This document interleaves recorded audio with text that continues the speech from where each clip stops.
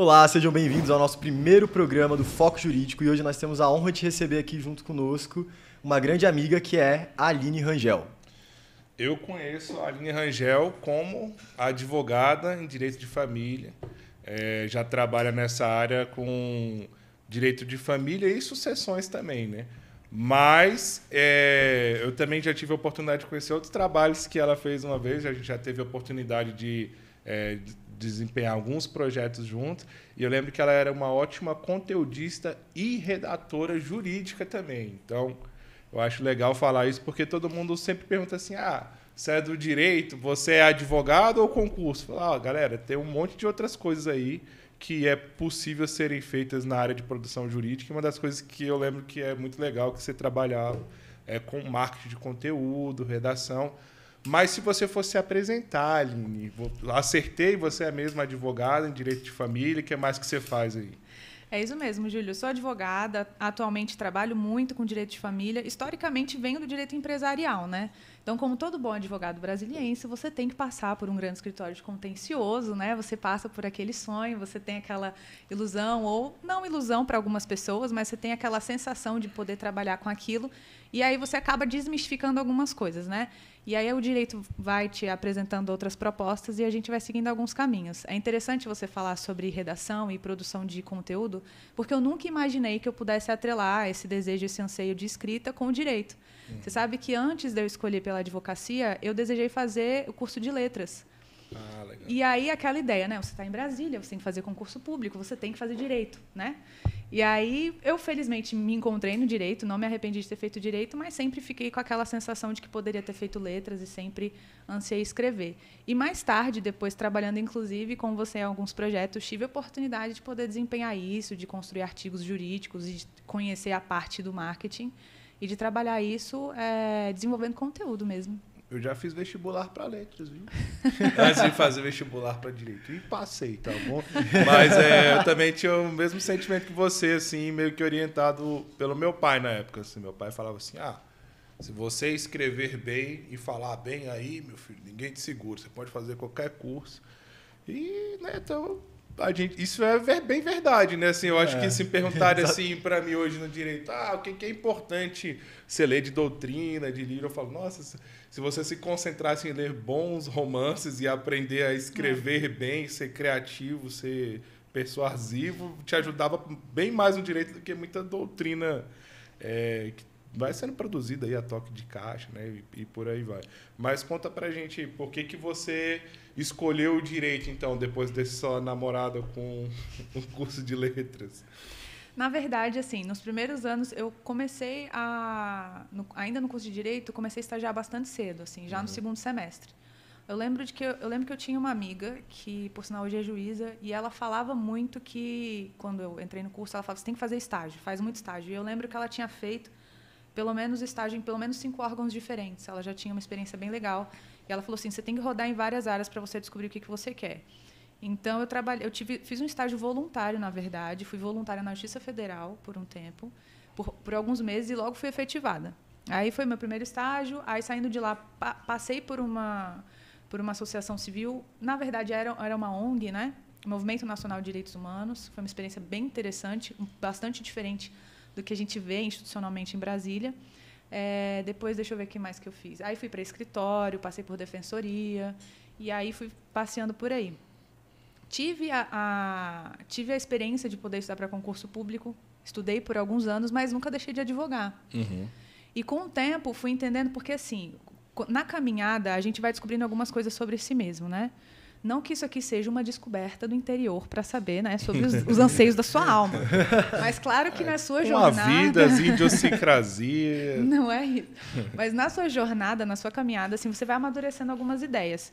E eu lembro que eu tive um insight, eu estava refletindo sobre isso, sobre a carreira pública, né, sobre a advocacia pública, e aí alguém me perguntou um dia assim, mas por que você quer fazer esse concurso?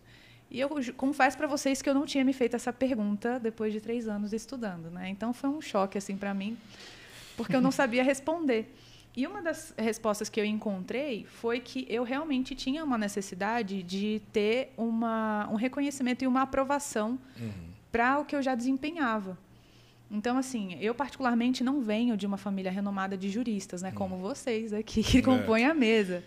O que é verdade, pessoal. Eu pensei que você estava falando como vocês que não vêm também. Eu falei, Tô falando... Luiz vem de uma das maiores bancas da advocacia em direito administrativo e eu também não venho de uma família renomada. Então... Mas filho de um grande jurista, de um homem que se tornou um grande jurista, né? Então, assim, a gente sabe que a carreira aqui em Brasília é bastante competitiva e os nossos padrões são extremamente elevados, né? E, assim, a ideia de comparação, ela é inevitável. Agora, assim, também sem querer aqui falar de autoajuda, mas eu ouvi um comentário sobre comparação excelente recentemente, que é: o seu parâmetro de comparação tem que ser o seu eu de ontem, né? E não alguém do lado de fora, até porque você não tem como comparar uma jornada, por exemplo, familiar de 30, 40, 50 anos, 30 anos, por exemplo, como é o caso aqui do Luiz, né, com o avô dele, com uma jornada, por exemplo, minha na época de 5 anos de caminhada, né? Então, assim, a gente tem que também ser um pouco paciente consigo mesmo. Mas, enfim, depois de muitas voltas respondendo a pergunta. Eu lembro que, quando a pessoa me falou assim, mas por que você quer fazer isso? Eu me encontrei na resposta de que eu precisava de uma aprovação social. E eu queria um lastro para dizer que, não, mas quem é ela? Ela é fulana, procuradora de tal coisa, ou advogada da União, ou defensora de tal coisa. E queria que aquilo me chancelasse, queria que aquilo desse para mim... Você queria o troféu rápido, a chancela rápida, que isso já... Quando te apresentasse, né, chegasse assim, estamos aqui entrevistando a procuradora, aí pronto, aí já não precisa falar mais nada, né? Exatamente. Mas esse é o legal da advocacia, de certa forma, é mais ou menos isso, assim. Que você vai ter que ter muitos feitos para que, de fato, você não precise se apresentar mais e os seus feitos comecem a se tornar notórios, né? Sim. E um bom tempo de se passado também, né? Uma coisa que... É uma construção longa. Uma coisa legal que eu ia te perguntar aqui é se esse conselho que essa tua amiga passou para vocês, você passaria ele para frente, de faça o máximo de estágios possíveis na época da sua formação e tal. O que você acha disso? Então, qual conselho você daria para jovem advocacia? Eu acho legal essa ideia, do estágio um pouco. Tipo, pelo menos para quebrar aquela ideia de que, sei lá, você vai trabalhar como advogado que nem você viu no Sults. Foi importante para mim ter feito estágio no começo da faculdade, porque eu achava que ia chegar lá, todo Mike Ross, Ravi Spector. Você chega, você fala, tipo, na série era muito mais divertido. Não que a advocacia não tenha seu lado divertido, mas... tem glamour também, né? Da porta para fora, né? Não, mas é bom para quebrar esse paradigma no começo, e pelo menos para você ver se é isso que você quer mesmo. Para mim foi bom. Eu vi que eu não queria mexer tanto com o contencioso e fui para a área da tecnologia. Então, acredito que é importante. Dos 5 estágios que você fez lá, qual que você gostou mais? Defensoria, ONG, associação? Não, eu confesso que foi na Justiça Federal. Foi na Justiça Federal. Mas assim, Mas aí na Justiça Federal você já trabalhava dentro de gabinete, analisando Trabalhei em gabinete, trabalhei fazendo mandado de segurança, né? Legal. Mas assim, o que eu diria hoje? Eu não sei se a quantidade de estágios vai resolver alguma coisa. Eu acho que o Luiz falou muito bem. Eu concordo com ele e eu traduziria da seguinte forma. Você tem que passar por experiências que quebrem a sua ilusão sobre o que você acredita do curso e do mercado. Às vezes não vai te ajudar também a saber o que você quer ser, mas vai te ajudar a saber o que você não quer. Exatamente, foi o meu caso. Isso aqui eu tenho certeza que eu não quero. Vou namorar outras coisas por aí. O meu primeiro estágio é muito engraçado, ele fez um pouquinho de tudo isso também. Eu comecei a estagiar logo no segundo semestre. E aí eu estagiava num fórum do juizado especial, que era uma experiência totalmente nova aqui em Brasília, em 2007, né? Segundo semestre de 2007. Então, assim, tem tempo, mas estou pensando aqui, uns 14 anos atrás, era uma coisa nova, tá, gente? Que é um juizado especial itinerante. Então, era um ônibus montado, motorhome, tinha um office ali dentro, eu entendia. E a gente fazia a parte de redução a termo, que, de certa forma, é peticionar, né? Então, a minha primeira experiência em estágio dentro do Poder Judiciário foi meio que o que me motivou para a advocacia, porque eu chegava lá, a pessoa contava o caso e falava, não, peraí, isso aqui é uma obrigação de fazer. Não, peraí, isso aqui é uma ação de cobrança. Não, peraí, isso aqui eu estou analisando aqui... E, infelizmente, vai necessitar de dilação probatória, não dá para resolver aqui, mas eu vou te instruir, né? Então, tipo assim, eu tinha muita liberdade, porque naquela época eu acho que o TJDFT aqui não tinha passado por tantos concursos, então não estava com a estrutura orgânica assim mesmo de pessoas tão recheadas. Então, assim, falava, ó, vai vir um monte de gente aí de uma fila de umas 100 pessoas e a gente tinha que sair atendendo, fazendo as petições, porque não precisa de advogado, então a gente fazia redução a termo, dava entrada para a pessoa, aí depois tinha audiência, eu participava das audiências e tudo mais, aí foi bem legal que é o que você falou, às vezes você sabe o que você quer para a sua vida e, no caso, o primeiro estágio que eu fiz num órgão público, na verdade, me ajudou a escolher outra coisa totalmente diferente. Que você queria dentro da advocacia. Eu acho massa isso. Eu fiz na Defensoria Pública, algo parecido, só que ele era família, bem focado. Era a mesma coisa. Não teve essa vantagem de pegar essa variedade de coisas que tem para o juizado especial. Mas achei interessante. Você falou que o estágio que você mais gostou foi na área federal, né? No órgão federal. Eu lembro que, na verdade, quando eu fiz meu primeiro estágio, bem no primeiro semestre eu estagiei, eu lembro que eu lidava muito ali nas varas, ficar pegando carga, ficar lá na vara pedindo para dar andamento. E, cara, nossa, eu olhava para a cara daquela galera lá, tinham alguns ali eram felizes, mas a maioria eu não achava que era. Porque eu acho falei, que não quero ser o poder do judiciário ali que, de certa forma, para uma questão de distribuição de competência, um monte de outra coisa aí, recebe muita demanda, né? Eu lembro que a gente chegava nas varas quando não era processo eletrônico ainda. Antes do tipo, processo cara, as salas eram até o teto lá. Então, assim, todo mundo tinha um medinho da Justiça Federal, na verdade, porque tem processo demais lá.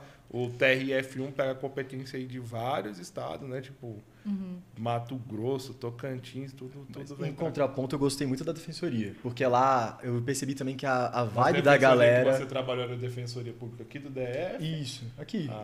A galera, mas foi mais pelo corpo ali de servidores mesmo ali. Eles eram muito mais bem com a vida, assim, muito mais felizes. O clima do ambiente era legal. Eu lembro que na época até foi uma surpresa pra mim. Assim, eu falei, pô, então tem gente feliz mesmo no serviço público. E na época eu tinha também esse preconceito. De certa forma, a Defensoria Pública tem uma missão legal, né? Porque é emancipação social dos direitos da sociedade, né? Então, o pessoal chega ali, é acolhido, é instruído, você faz as petições, faz a defesa. Mas você chegou exatamente no ponto que eu queria chegar e até perguntar pra Aline.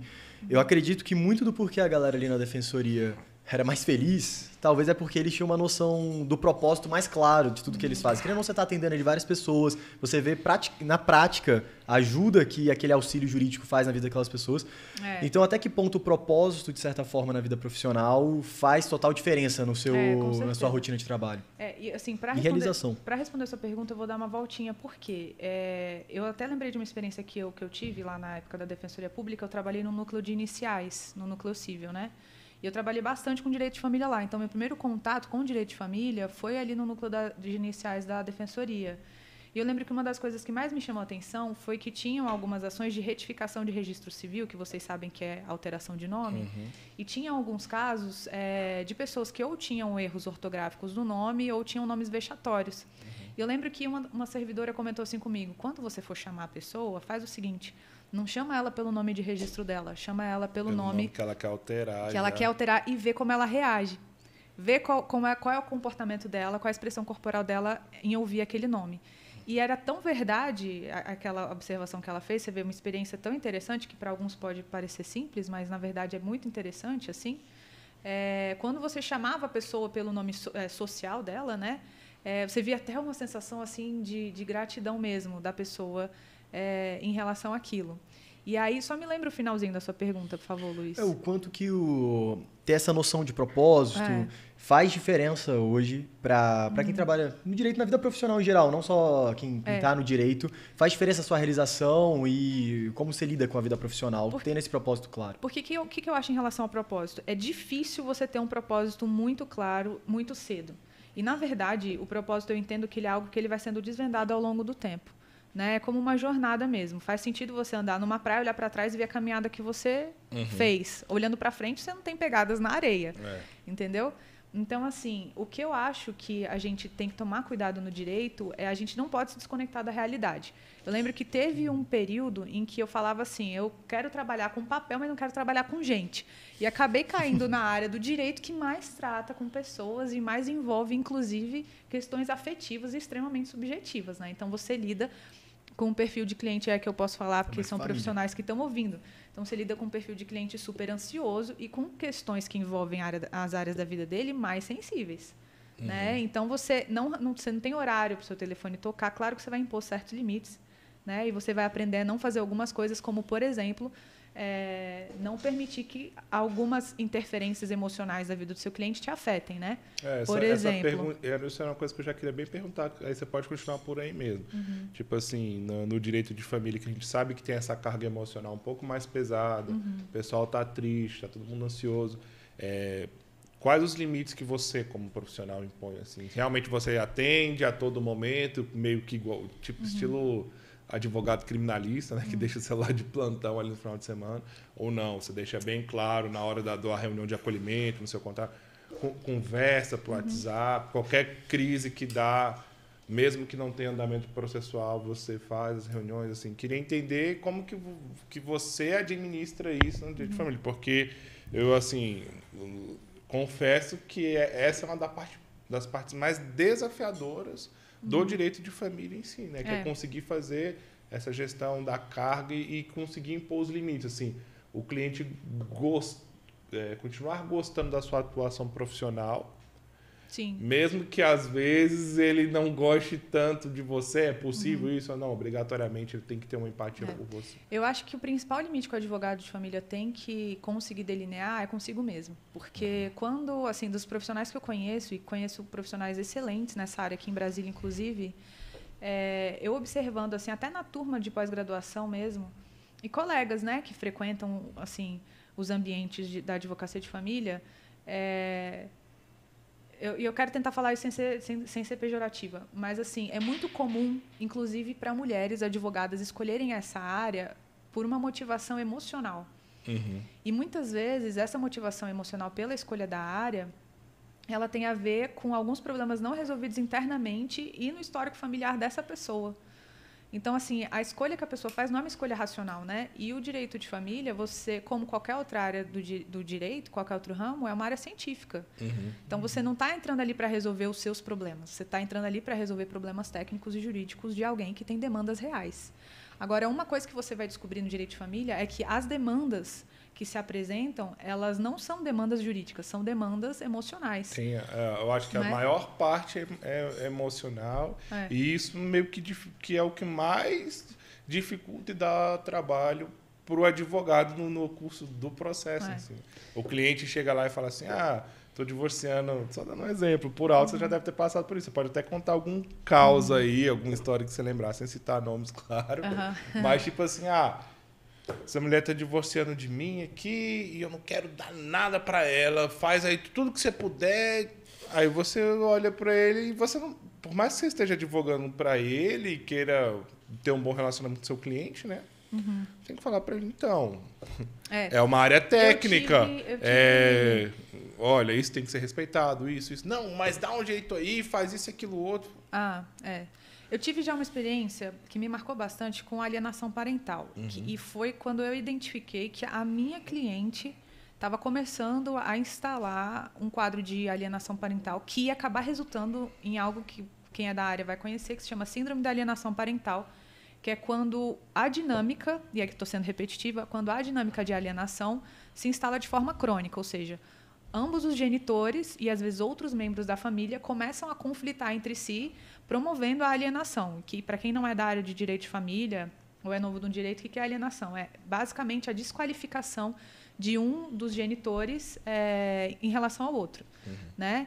E, às vezes, você vê que isso é tão sério que, às vezes, até casais casados praticam isso com os filhos dentro de casa, né? Tipo assim, o seu pai faz uma crítica, né? O seu pai não presta, isso aí é o gene ruim do seu pai, isso aí é o gênio ruim da sua mãe, isso aí é a mania da sua avó, né? Agora, pensa isso de forma bastante crônica e, às vezes, envolvendo violência, verbal, principalmente, né? Que a física é muito mais fácil de você discernir, sem contar a psicológica, mas indo para o caso. E eu identifiquei que ela estava começando a instalar uma dinâmica de alienação parental. Eu tive uma abordagem inicialmente mais amena em relação a ela, né? De posicionar ela no sentido de falar, fulana, você não pode se comportar dessa forma. Se você fizer esse comportamento, você tem que entender que o seu ex-cônjuge terá direito, por exemplo, de tomar essa medida judicial. Né? Aí ela, mas eu quero desqualificar, eu quero pedir uma guarda unilateral, etc. e tal. Inclusive, aqui em Brasília, né, a maioria dos juízes de famílias seguem a orientação que basicamente é dada pelo IBDFAM, né, que é o Instituto Brasileiro de Direito de Família, das famílias, né, de conceder a guarda compartilhada, né, exatamente para evitar que a criança deixe de conviver com um dos pais, enfim, diminuir o trauma, mitigar o máximo possível. E percebendo isso, eu tentando fazer algumas abordagens com ela para ela evitar certos comportamentos e ela ir agravando esses comportamentos. Teve um dia que ela pediu uma reunião comigo, eu chamei ela no meu escritório, eu fui bastante incisiva com ela, a ponto de falar para ela que se ela continuasse com aquele comportamento, na verdade, eu teria que fazer uma denúncia em relação a ela. E que, inclusive, eu poderia depor em juízo em favor do ex-cônjuge dela, claro, né, na qualidade de informante, né, porque eu não poderia fazer isso falando em termos éticos. Mas eu tive que fazer esse comentário para ela, não em tom de ameaça, mas sendo bastante rígida, para ela entender que ela estava ultrapassando alguns limites em relação ao filho dela, que talvez ela fosse causar danos irreversíveis para ele. Né? Então, assim, o papel do direito do advogado de família é um papel muito pedagógico, porque você tem que entender que aquela família, quando ela chega no seu escritório, ela está completamente desestruturada. Né? Então, o que eles estão fazendo, eles estão triangulando a relação. Então, seja com o judiciário, seja com você, claro que quem triangula a relação é o juiz, mas o que eles estão fazendo existem pessoas que estão abrindo mão de certas responsabilidades e eles estão delegando algumas responsabilidades essenciais para um terceiro. Eles já não conseguem mais dialogar e eles precisam que um juiz faça isso e muitas vezes eles precisam que o advogado faça isso. E você chegando no judiciário, você entende que o juiz também tem limitações. O juiz de família... É bastante difícil o trabalho do juiz de família também. E aí, se vocês tiverem chance de me dar mais uma palavrinha, depois eu queria falar sobre contra-transferência nessa área. Aí, quando vocês acharem que cabe falar sobre... Não, eu queria perguntar para você, mas você pode seguir nessa linha aí também, assim, que a gente falou um pouquinho sobre propósito, o Luiz falou um pouco sobre a experiência dele na defensoria, com o papel de relevância social que as carreiras profissionais do direito podem trazer. Tem muita gente que escolhe fazer direito porque tem esse sonho de levar a emancipação social para as pessoas, levar conhecimento, levar as pessoas a realmente ter acesso ao judiciário, ter uma cidadania plena, né? Tem gente que verdadeiramente vai para o direito para isso. Não só para fazer concurso e não só para ganhar dinheiro, né? Mas aí dentro desse propósito que eu queria te perguntar é assim, se você lembra nesse contexto, qual causa foi mais relevante ou mais impactante que você tem atuado assim? Você fala, nossa, que foi uma experiência que ali eu senti mesmo que eu estava fazendo o papel de advocacia, que é bater as portas do judiciário e levar direito a pessoas que talvez não teriam acesso, ou se você consegue lembrar de alguma coisa que te marcou. Assim. Júlio, tem vários casos, sim, tem várias situações. Eu lembro de ter pego uma cliente que ela estava passando por conflitos, assim, por problemas existenciais e psicológicos bem complicados, passando por um divórcio com um filho, assim, né, bebê, assim. E eu lembro que ela estava assim tão fragilizada que quem entrou em contato comigo foi o irmão dela. Isso é bastante comum no direito de família. Alguém vai assumindo a responsabilidade ali por outra pessoa. É isso, gente. O X do direito de família os responsáveis não são responsáveis. Não conseguem se responsabilizar. É tão legal isso que você está falando, que isso aconteceu comigo semana passada. E assim, eu nem sou da área de direito de família, mas uma irmã de uma cliente nossa também, que era minha cliente em direito imobiliário, que é mais minha área afim, me ligou e falou, tô ligando para o senhor, porque o senhor me atendeu tão bem aquela vez, e aí eu tô aqui com um problema com a minha irmã, não sei o que, ela quis resolver comigo também. Então, assim, muito recorrente mesmo, bem atual. Isso, você ter os outros familiares envolvidos, né, e participando de todo o caos jurídico. Né? Caos e caos, né? E aí, essa experiência desse irmão da cliente que entrou em contato comigo, ele é uma pessoa muito instruída, inclusive é um jurista também. E aí, ele basicamente ligou para me sondar, assim, para ver se eu teria culhões, né, técnicos para lidar com a situação da irmã dele, até porque era uma situação bastante delicada. E eu achei muito legal, porque assim, ele me fez várias perguntas no início, e aí no final da ligação, ele concluiu a ligação falando assim, Aline, de verdade, eu liguei para saber se minha irmã estava em boas mãos, e eu estou extremamente aliviado. eu sei que o desfecho vai ser o melhor possível, inclusive pela condição que eu sei que você tem condições de dar para ela. E vindo de uma pessoa, né, com o gabarito dele, para mim, aquilo foi bastante relevante. Então, para mim, foi mais gratificante do que, por exemplo, ter o deferimento de uma liminar ou de um pedido de antecipação de tutela, qualquer coisa do tipo, assim. Quer falar um pouquinho sobre pandemia aí, as suas dúvidas, o que está rolando na advocacia? Então, como você, como advogada hoje, o quanto isso mudou no seu dia a dia, né? Na sua atividade mesmo. Por mais que mudou tudo para todo mundo, isso a gente sabe, mas qual que você acha que tem sido os maiores desafios hoje para o advogado conseguir continuar exercendo a profissão dele numa situação como essa que a gente vive de pandemia? Eu acho que o desafio que ficou, eu não sei, não posso falar por todos, né? Mas assim, pelos nichos que eu acesso, a vida do advogado é bastante dinâmica, né? Então a gente vive muito de reuniões, né? Para quem é militante, assim, a gente vive bastante a vivência na OAB, por exemplo, né? A gente depende muito, na verdade, de eventos sociais, né? De networking, principalmente. Então, assim, isso deu uma sensação de que as coisas ficariam um pouco difíceis. Mas, em contraponto, como a gente teve a digitalização de muitos, quando eu digo processos, eu não estou me referindo a processos físicos, né? Mas a processos no geral, de funcionamento das coisas. Então, reuniões via Zoom, né? Reuniões com cliente online, eu acho que teve um fardo que foi retirado das costas de muitas pessoas. Nossa, eu acho por exemplo, assim, claro, não posso falar que o cenário é crítico, é caótico, a gente teve que se adaptar às pressas. No iniciozinho, acho que gerou um pouquinho de segurança jurídica, porque a gente trabalha com prazo, aí você entrava, o negócio não funcionava. Mas, por exemplo, a questão das audiências, né? Eu não consigo me imaginar mais hoje tendo que sair com 2 horas de antecedência de casa para poder ir para uma audiência que vai acontecer numa vara lá em Taguatinga. Aí eu chego lá, a audiência estava marcada para as 2, não começa às 2, vai começar às 3, 3h30. Coisa que se eu estiver em casa ou trabalhando no home office, ainda que eu esteja no meu escritório, não começou não. Então beleza, então vamos continuar trabalhando aqui e a hora que começar me chama. Então, assim, nesse quesito é como se a gente, tivesse antecipado um pouquinho o futuro, porque a gente já sabia que isso ia ser o futuro. Sim. Reuniões por videoconferência, a possibilidade de você trabalhar home office, cada vez usar mais as tecnologias. Só que parece que a gente ficava postergando, procrastinando. Bem da verdade, agora a gente foi obrigado a antecipar tudo isso, e eu confesso que, de acordo com relatórios aí dos tribunais que tenho visto, todo mundo está bem satisfeito, né? Exceções, há exceções. Se você quiser falar alguma delas, assim, a única coisa em relação à audiência, excelente. Videoconferência, excelente. Para a gente que é advogado, se você quisesse fazer uma videoconferência com o teu cliente para fechar um contrato, não, muito difícil. Ele não ia fazer de jeito nenhum. Hoje, assim, ele tá meio que acostumado a fazer. Ele fala, olha, então vai ser por videoconferência. Ele, não, mas eu quero no seu escritório. Você pode até virar para ele e falar, então, eu não tô recebendo ninguém no meu escritório. Aí vai, você tá educando a pessoa a fazer daquilo ali, que aumenta a produtividade de todo mundo, né? Só que, se eu pudesse fazer ressalvas, né? Sempre fiz, na época que começou com o PJ, lá atrásão. Eu falava, tem coisa que não funciona, passa uma certa insegurança, chega no dia de prazo, você protocola, não dá...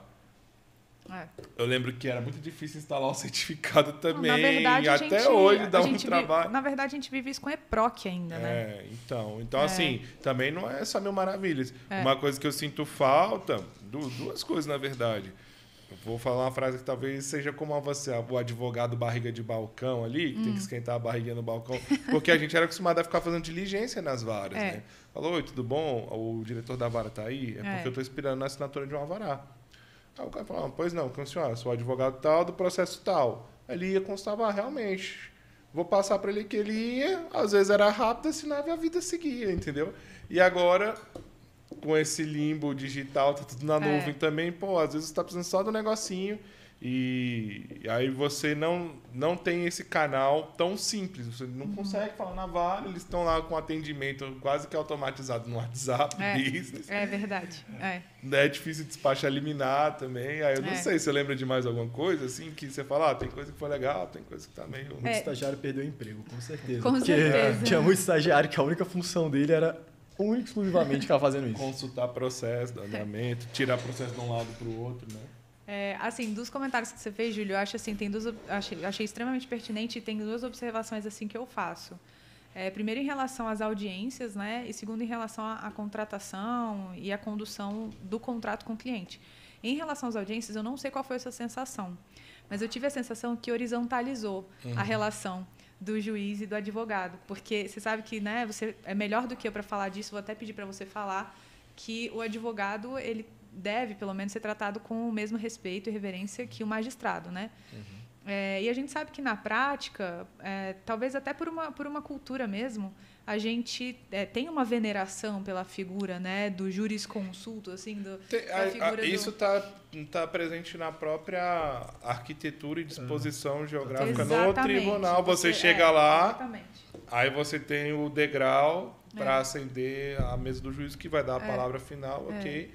Mas isso quebrava bastante a horizontalidade, principalmente porque, inclusive, quando a sala está composta de outro poder, que é o Ministério Público, aí vem aquela questão também. O Ministério Público está sentado ao lado do juiz, ambos estão no mesmo patamar, num grau acima, e o advogado está lá embaixo, né? Então, assim, a gente peticiona, ou seja, a gente pede, a gente roga, a gente clama, a gente bate as portas, tudo bem. Mas, realmente, a horizontalidade e a inexistência de hierarquia entre as profissões, os cargos, ela está prevista na Constituição, está prevista na nossa lei federal. E, realmente, assim, é algo que não é muito fácil de se observar no Brasil ainda hoje, né? No pleno século XXI, que tem um monte de coisa sendo gravada, e a gente percebe que até nas gravações continua se perpetuando. Uma coisa assim. Mas, realmente, quando entra na sala do Zoom, como é que vai diferenciar? Todo mundo é igual, né? Porque, assim, aquela experiência, né? É muito legal a experiência do tribunal local, de você, né, colocar a capa, né? E você ter aquela experiência ali de se apresentar e tudo mais. E dar um frio na barriga, e até você aprender a lidar com aquilo com naturalidade, né? Você precisa de um tempinho de experiência, mas depois é maravilhoso. A melhor sensação que tem é essa, né? De fazer. Eu, pelo menos, adoro fazer sustentação oral também, né? Tribunal, é bastante legal, assim, para quem gosta, tem o dom da oratória, ou pelo menos desenvolveu, porque eu não acredito que seja apenas um dom inato. Acho que dá para ser desenvolvido, uma habilidade, né? Tem como você aprender, tem os métodos, os passos. Então, assim, é algo que você vai aperfeiçoando com o tempo, né? Até porque quem tem o talento e também não se esforça, não vai adiantar muita coisa. Vai pra frente. Mas, assim, essa experiência mesmo. Então, eu acho que o mais simbólico que você falou, assim, né, em termos de disposição, arquitetônica mesmo ali, né? De como é o tribunal. Acho que a experiência mais interessante é do STJ, né? Porque os ministros estão muito altos ali, eu não sei quantos metros que dá ali do chão, ficava muito distante. Meu Deus, é uma sensação muito assustadora, né? Assim, é um frio na barriga, assim, assustador. E aí, de repente, você tá no dia seguinte numa sensação, como você falou, todo mundo é um quadradinho no Zoom, né? E aquilo ali dá uma sensação, assim, eu acho que trouxe um prestígio, né, para a advocacia. E eu acho que também trouxe muita facilidade para o judiciário. Eu tenho, pelo menos as experiências que eu tenho tido assim com certos magistrados, é muito positiva. E aí, assim, por último, para falar sobre a experiência com o cliente, e aí você falou sobre essa questão de que o cliente tinha muita resistência com a parte digital da coisa, e aí até perguntar se você não quer falar sobre a contratação digital e toda essa parte online. Mas eu achei que a experiência do cliente no Zoom, por exemplo, pela videoconferência, a resistência dele é porque a contratação é personalíssima. Então, a gente tem um país, a gente vem de uma cultura onde você pegar na mão, você tem que ver. É tipo assim, posso ver esse copo de água? Aí você faz assim, né? Você não vê o copo. Todo mundo muito desconfiado, né? Então, tá assim, na cultura do brasileiro mesmo. É do brasileiro, né? Se você for em outros países, talvez não seja assim, mas o povo latino tem essa cultura, né? Essa cultura afetiva, né? Porque isso é bastante afetivo. Então, você tem que sentir a pessoa, né? Aonde que, por exemplo, em alguns países, especialmente nórdicos, talvez um pouco até nos Estados Unidos, você precise sentir alguém. Você não quer sentir alguém, você quer ver se a pessoa dá conta do recado, né? Você não está muito preocupado ali com a questão afetiva, né?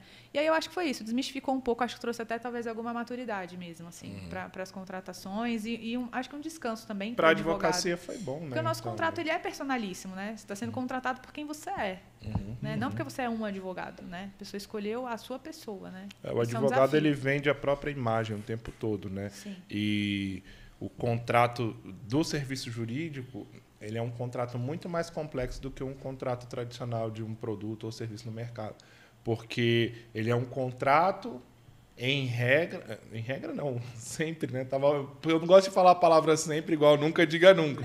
Mas o contrato na advocacia é com outorga de poderes, né, para representação. Então, assim, não é apenas um contrato de um serviço. Falar, então, estou te contratando para me representar. Então, assim, a pessoa está confiando em você, na sua imagem, na sua postura para representar ela. Sim. Perante o judiciário, perante outro órgão, perante uma mesa de negociações. Falar em nome dela, né? O que eu ia ver com você é o seguinte: normalmente, quando o advogado se reúne, jurista, não sei o quê, a gente fica contando um monte de causa, processo e tarará. E o pessoal chora demais também, né? Ah, porque tem isso, dificuldade, tem dificuldade. Eu queria ver com você, assim, alguma que você percebe hoje, o que tem de novas oportunidades por aí no cenário jurídico, não precisa falar só da advocacia, o que tem de novas oportunidades para a advocacia, uma mensagem de otimismo, assim, para a gente não ficar na choradeira de sempre, que é bem comum, né? Eu acho que assim, você tem bastante autoridade para falar sobre isso. Assim. O que eu percebo, na verdade, é que aí a gente não vai ter como fugir dele, né? Os advogados do futuro, né? Do Richard Susskind, né? Que a gente até conversou bastante já sobre esse livro. Você me deu um livro dele, na verdade. Foi. Uns 3 anos atrás, no Tomorrow's Lawyers lá. Tomorrow's Lawyers, né? Os então, advogados assim, do amanhã.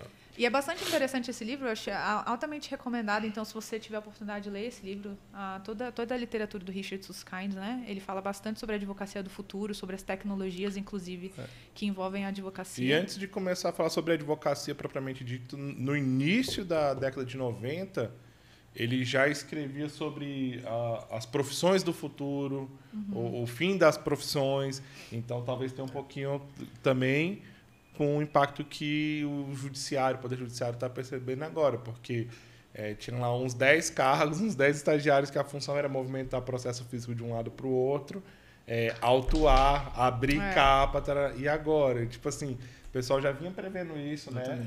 Desde do início dos anos 90, especificamente esse autor que você citou. E aí, o que a gente chama de Revolução 4.0, Economia 4.0? Na verdade, assim, tem um comentário interessante desse autor, do Richard Susskind, que eu quero repetir várias vezes para você realmente pesquisar sobre esse livro, sobre esse autor. Uma das coisas que ele fala logo nas primeiras linhas do livro é mais ou menos assim: nobre colega advogado, eu tenho uma notícia para você, a sua profissão acabou. Ele começa o livro mais ou menos assim. Futurista otimista. A sua profissão chegou ao fim, né? E aí, na verdade, lendo o livro, você descobre que o que acabou foi o modo como se praticava a advocacia até então. E isso também já não é muita novidade para a gente. Mas tudo bem, se o modo como se praticava a advocacia até então acabou, como é que é a advocacia a partir de hoje? E quais são aqueles advogados ou o perfil de advogados que sobreviverá, por assim dizer, né? Não que seja tão trágico assim. Eu acho que a resposta para o futuro é você olhar para o passado. Então, historicamente, vamos olhar, não precisa olhar tão curto, vamos olhar longe, vamos olhar 1000 anos atrás. Quais eram as profissões que existiam há 1000 anos atrás? Então, assim, o advogado existia há 1000 anos atrás. Né? Essa figura do jurista já existia. A figura do juiz existia. O interlocutor, aquele que interpela por você, o que te representa. Com certeza, né? Sempre teve. Então, até da parte de oratória também, o escriba, os doutores da lei. Tipo assim, não é só uma profissão, né? Tipo, o cenário jurídico ou o cenário que gira em torno do direito ainda tem essa são múltiplas funções que giram em torno disso, né? Do dizer o direito. Né?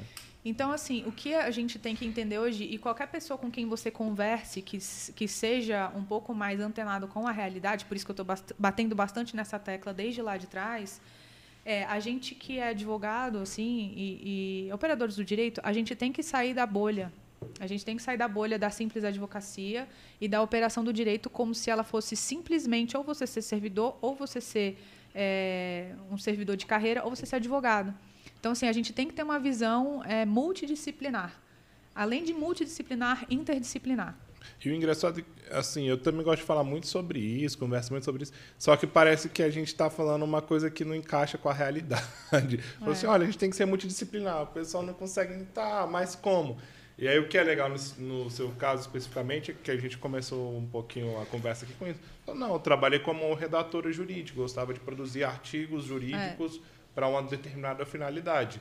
Então, tipo assim, isso já é uma possível carreira a se construir no direito, que é uma carreira de redator. Não quero ser advogado, não quero ser juiz, mas eu gosto do assunto para ser redator. Então, comunicação jurídica, né? Marketing jurídico. Sim. É uma outra pegada. Legal isso que você falou. Nossa, uma que eu vi muito legal, que tem a ver com o que a gente conversou aqui também, assim, às vezes fugir bastante do contencioso, porque parece que a faculdade só forma para você fazer processo. E o processo tem a ver um pouquinho com o que você falou lá no direito de família, mas que representa tudo em demandas processuais, que é aquela questão da heterocomposição. Quando eu chego e falo, olha, eu não consigo mais fazer a autocomposição, que é me resolver, então eu passo para um terceiro tomar as decisões por mim. E aí parece que a gente é instruído 5 anos para fazer isso, que é peticionar, processar os outros. E aí uma outra profissão que vem negociação. Então tem cursos hoje em Harvard só sobre a arte da negociação, que envolve técnicas de oratória, técnicas de abordagem, linguagem corporal, formas de resolver problemas, estratégias. É um curso jurídico, mas, cara, outra abordagem. Tipo, o que eu não quero? Eu não quero judicializar, eu não quero parar no judiciário, eu não quero esperar 5, 10 anos para resolver essa demanda. Então, vamos negociar? Geralmente, o advogado, ele não... Quando você fala sobre para ele ser multidisciplinar, ele entende que ele tem que ser generalista.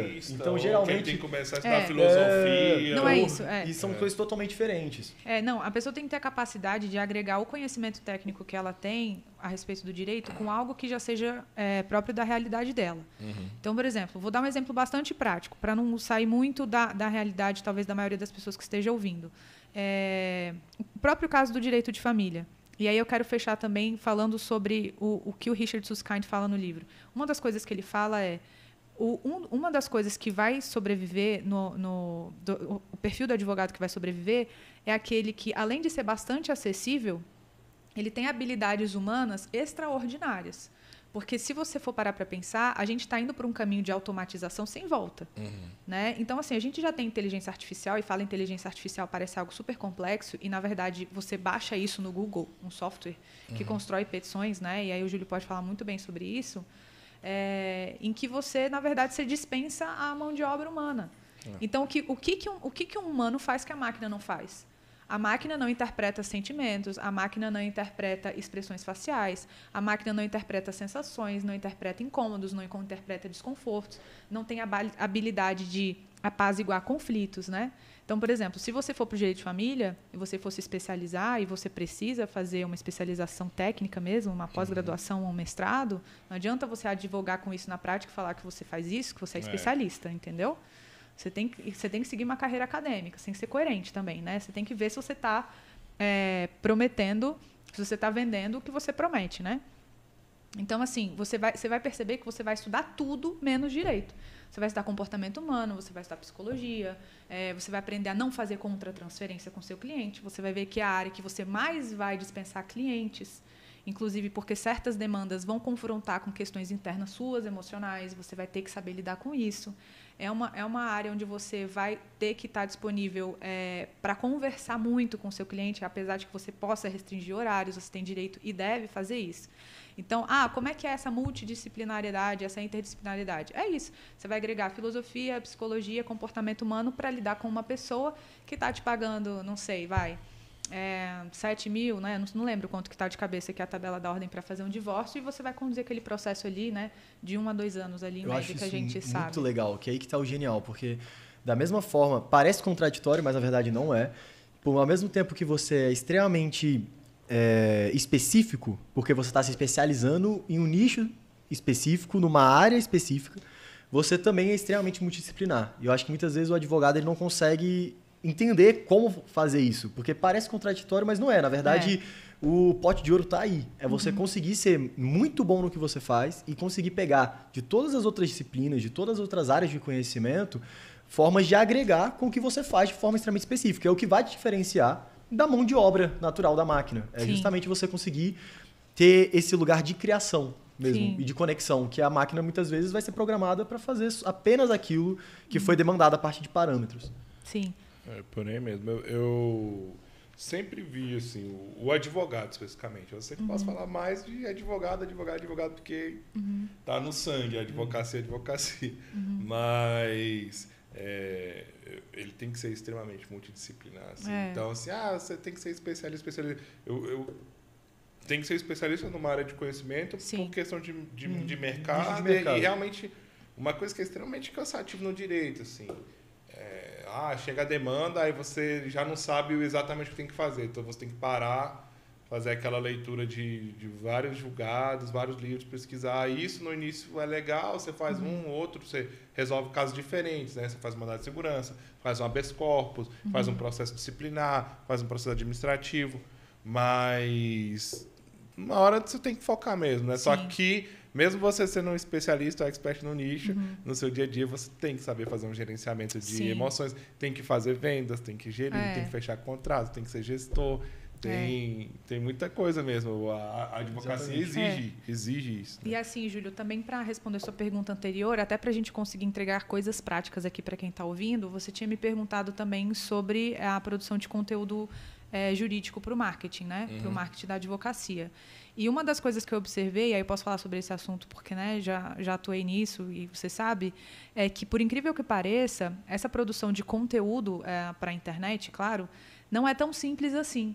Então, todo mundo acha que sabe fazer um artigo jurídico e a gente teve a experiência, você compartilhou comigo, a experiência de revisar artigos de grupos de advogados para site e, assim, é uma coisa bem penosa, porque você pega algumas redações e você fica um pouco assustado com o resultado, né? Primeiro porque existe um formato que tem que ser seguido, não é porque quem está criticando ou corrigindo o texto quer que seja daquela forma, é porque existe todo uma ferramenta, não é uma ferramenta, né? Existe uma engrenagem, né? Que roda já na internet, que funciona, né? E que você precisa seguir um determinado padrão, um determinado comportamento de letras, de utilização de certas palavras. E não apenas isso, você tem que saber comunicar de uma forma não jurídica. Então, o juridiquês emperra tudo, né, na advocacia. Na verdade, você tem que ser um tradutor. Né? Porque assim, a gente aprende na faculdade a ser muito obtuso. Né? A gente se esforça para ser obtuso, a gente se esforça para ser rígido.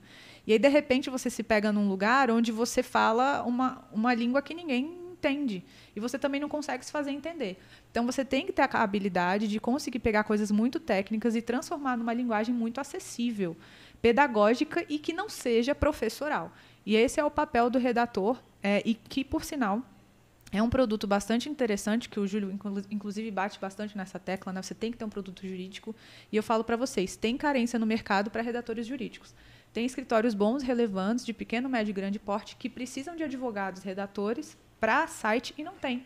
Porque os próprios advogados internos, sejam júnior, sênios e plenos e tal, não tem tempo para ficar escrevendo artigo jurídico e não tem técnica para isso.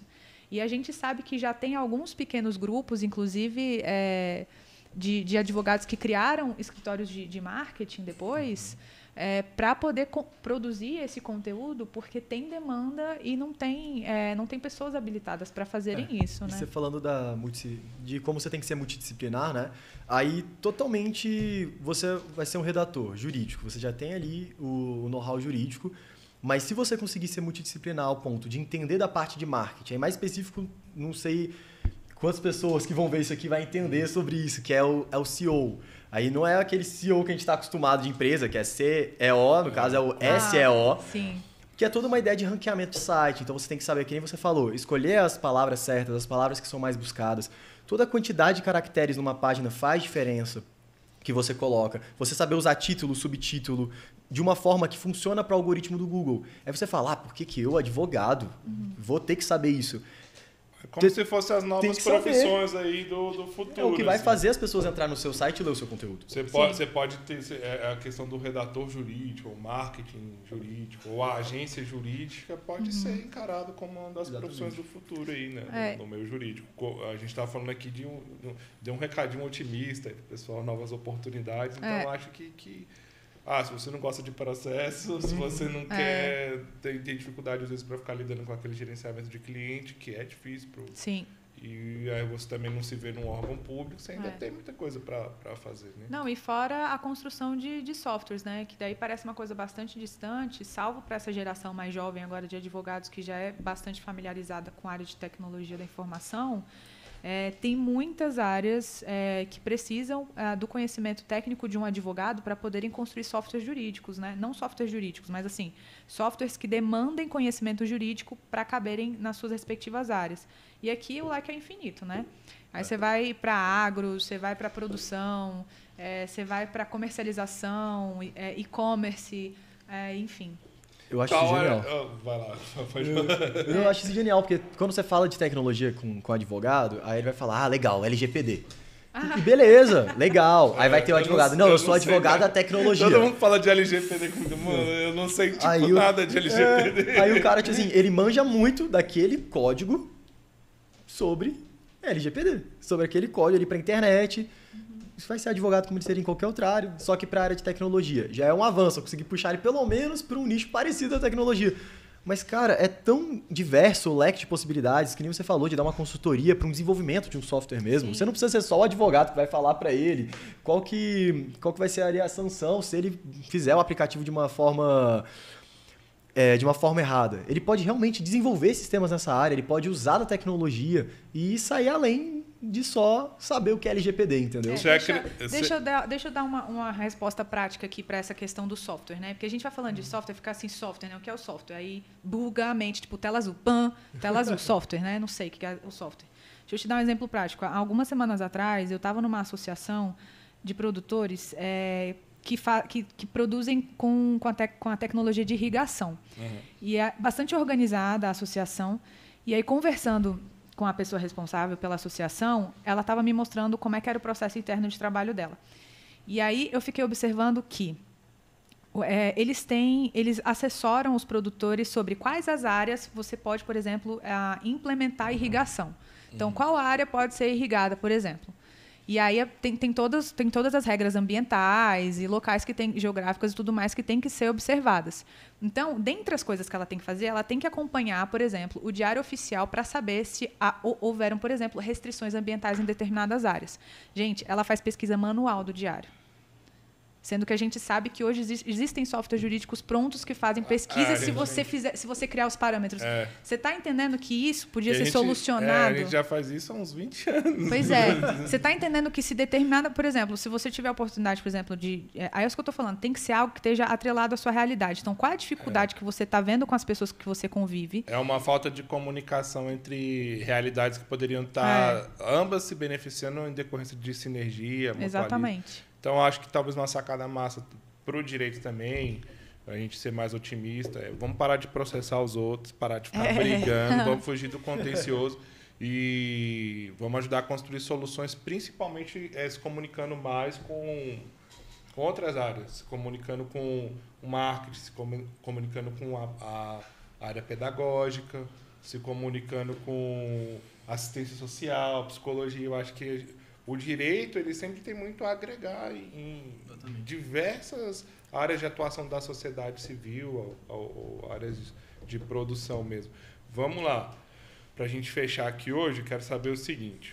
O Instagram, o WhatsApp caíram hoje por mais de meia hora. Quero saber se você surtou, se os seus clientes não conseguiam falar com você, se você achou que o mundo tinha acabado. E aí, como é que foi? Você está assim também? Sua vida está toda ali hoje? Instagram, WhatsApp, Facebook, como é que você faz para produzir isso? Te ajuda, te atrapalha? Você tira vantagem disso, acha ruim? Como é que é? Gente, eu acho que se você não educar, as redes sociais que você utiliza, elas vão educar você, né? Contra a sua vontade. Muito bom. Né?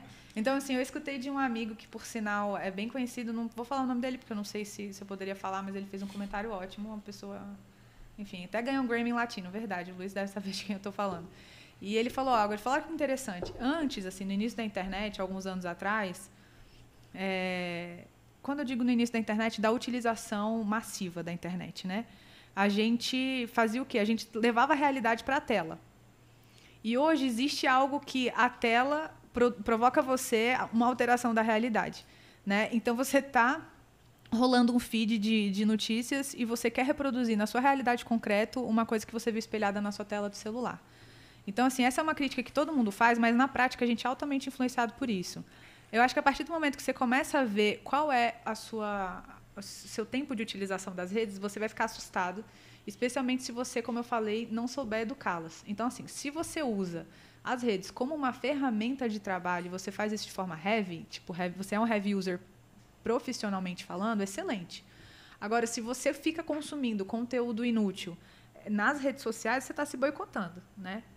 Então, assim, não adianta você ficar zapeando...